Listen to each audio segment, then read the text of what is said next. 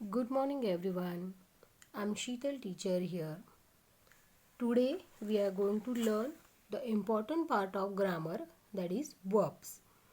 Now you all are familiar with verbs. We are going to learn more information about the verbs.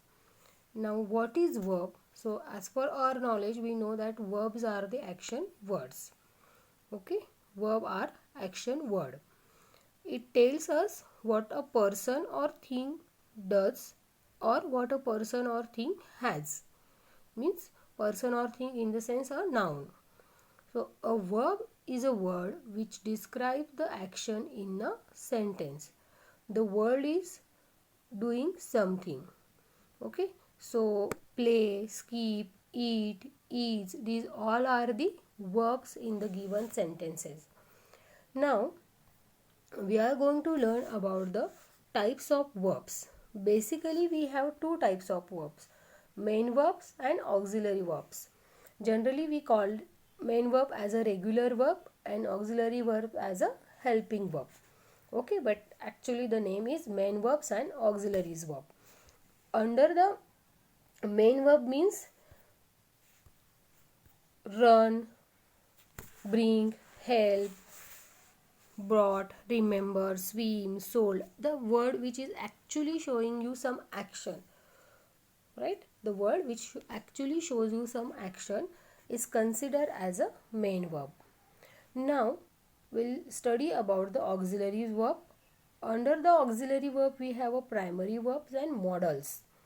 Now first we will think about a primary verbs. Under the primary verbs we have a to be. To be in the sense be is a verb, primary verb. We call them as a helping verb also. So be is a verb and the examples of be helping verb are am, is, are, was, were. These are the verbs we generally call them as a helping verb, are a part of a be primary type of auxiliary verb. Now under that also am, is, are belongs to the present tense, whereas was, were represent the past tense. Okay. Now what is the difference between am, is, are, was, were? What are these tenses? We are going to study about this in details in our next chapter, that is tense. So at present you just keep in your mind that these five are the part of be helping verb. Secondly we have a to do. Under to do we have does, do and did. So here also we can categorize does, do and did, means like did belongs to the past tense, do and does represent the present tense. Under that also what is a particular use of does. All these things we'll study in the next chapter. Second we have a to have. Under to have again we have a has, have, had. So has, have, had, again tenses will matter here. So all these three, to be, to do, to have, and under that we have am, is, are, was, were, does, do, did, has, have, had. These all verbs comes under a primary verbs, or we generally call them as a helping verb. Okay. So this was the first part of the auxiliaries verb, primary. Secondly we have modals. Now modal type of verbs has a different concept. We have a separate chapter of about a modals. In that chapter we are going to learn more about the modals, what is the meaning of modals and what is the use of different type of modal verbs, that we will learn in the next chapter, in the different chapter. We have a separate chapter for that. So at present you just came to know that verbs are divided into main verbs and auxiliary verbs. So main verbs, as you know, that run, bring, help, whereas in auxiliaries verb we have a primary and modals. Under a primary verb we have a to be, to do, to have. So at present you might have to have been study about only am, is, are, was, were, or you have been read about the does, do, did, has, have and had. Others, the models shall, will, should, would, we will think about it afterwards. So keep this thing in your mind that we have two type of verbs, main and auxiliary verbs. Now we are going to learn more about the verbs, that is primary verb. We'll just see some examples of primary verb. For example, for to be. Suppose the example is given, I am tall, right? I am tall. Now here actually the verb is am. There is no main verb which is actually showing you action of jumping, running or swimming or anything. It is just showing you I am a tall. So am here is a helping verb. The same way in the second sentence, they were playing football. They were playing football in the sense were is the helping verb here, right? Secondly, in to do, for example, I don't like to play basketball. So don't, that is do not, is our helping verb. Ria does try his best. So does is here a helping verb. In the same way, have, I have new laptop. So have means it's my ownership.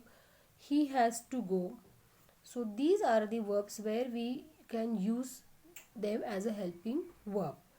Now we are going to learn about the basic structure of the sentence. As you know that subject, verb and object. You all are familiar about the subject and predicate, which was it was there in our previous lesson. So you know what is the subject of the sentence. Now we are going to learn about, instead of the predicates, we are going to divide the predicates in verbs and objects. Now what is verb and what is object? So like in this picture they have shown us a man, verb that the reading, some action is shown here. So the action is come under the pattern, under the verb, and the next, the man is reading a newspaper. So the object is a newspaper. Now see the example. Mr. Thomas is reading newspaper. Now see, in this sentence Mr. Thomas is reading newspaper. So as you know that Mr. Thomas is a subject of our sentence, whereas newspaper is also a noun. But as we know that we have to consider Mr. Thomas as a subject, and reading is the action done by the noun. Reading is the action done by that noun. Means actually Mr. Thomas is a subject, and whatever the action he is doing the action on the particular noun, that is a newspaper. Okay, what action is doing? The reading action. Means by the reading action, who is affected? The object, the newspaper. So we are going to learn about the verbs, object of the verb. See the example next here. The driver stopped. Sentence is what? The driver stopped. Means just a stop. What he stopped, it is not given. The car or the bus or a cycle or a bike, it is not given. The driver stopped. Now just look the next sentence. The driver stopped the car. Okay, now here you got the clear meaning of the sentence, that the driver, that is the subject, stopped the car. What action done by the driver? Stopping.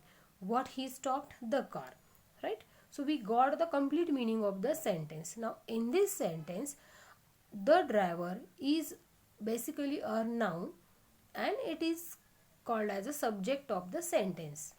Okay, you know what is the subject. The subject is what? The word about whom we are going to talk in the sentence. Now we are talking about the driver, so driver has become a subject. Nextly, the car. Basically if you see, the car is also a noun.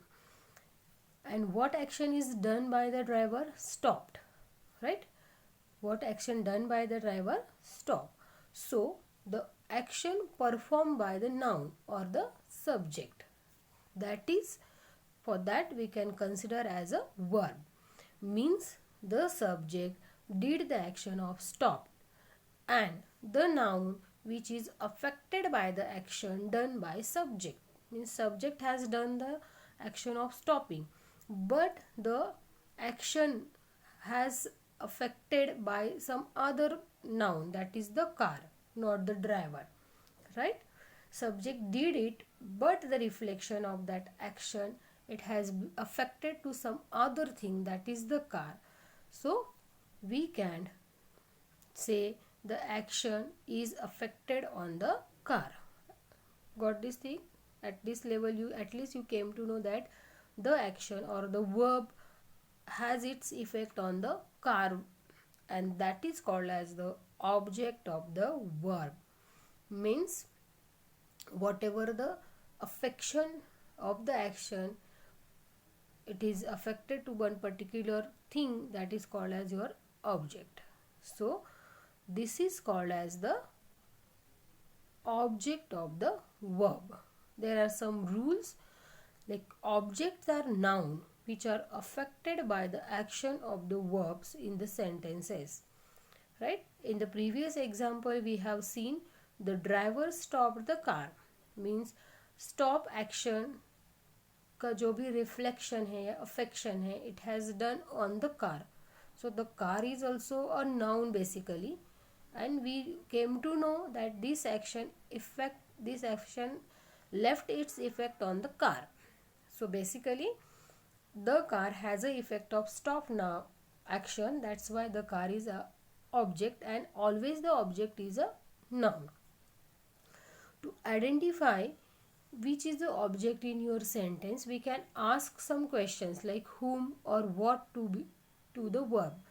Means if you want to recognize the object in the given sentence, what we have to do, we have to ask a question to the object, to the verb, like whom, what. For example, Peter bought a new football. This is one sentence. Now in this sentence, suppose what is the action, and if you ask a question to the bot, that is ask what did Peter bought, Peter ने क्या लाया था. Okay, what did Peter bought? Peter is a subject and we are going to ask a question to the verb. So whenever we ask a question what did Peter bought, so we will get the answer he bought the football. So football has become our object.